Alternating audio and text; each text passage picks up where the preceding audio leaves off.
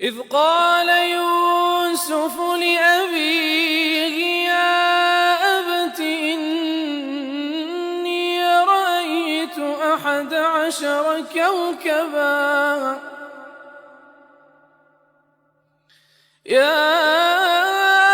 أبت إني رأيت 11 كوكبا والشمس والقمر رأيتهم لي ساجدين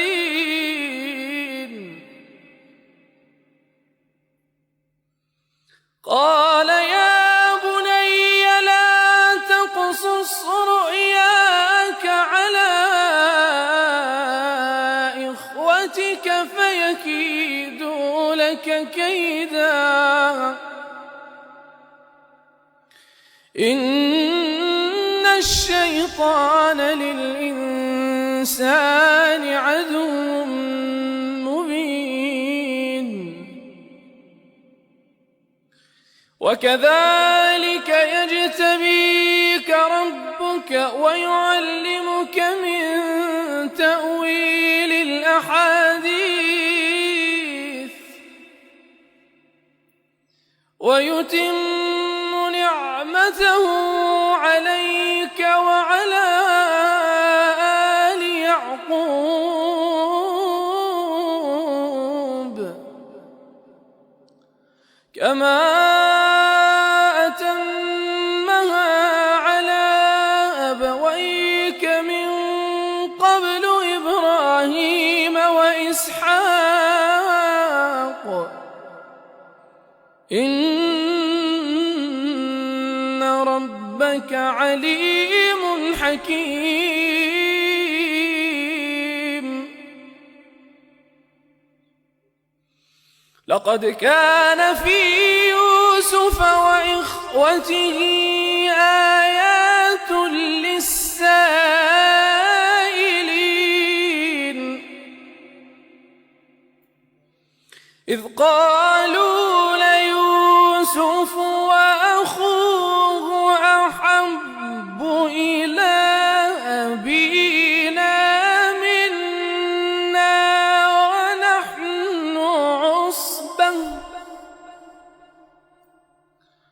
ونحن عصبة إن أبانا لفي ضلال مبين اقتلوا يوسف أو اطرحوه أرضا يخل لكم وجه أبيكم وتكونوا من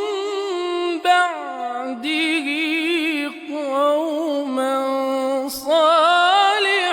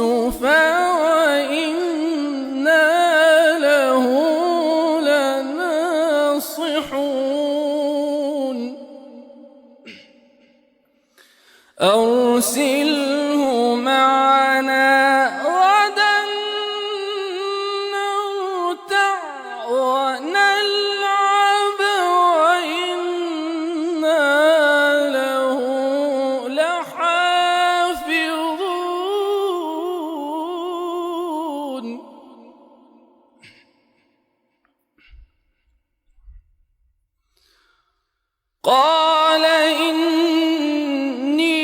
ليحزنني أن تذهبوا به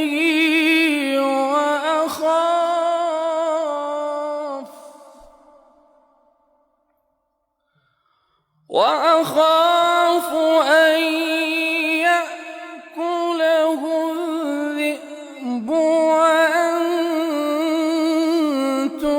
عنه غافلون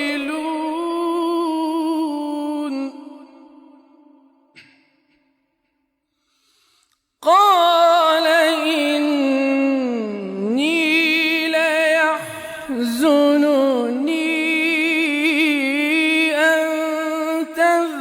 تذهبوا به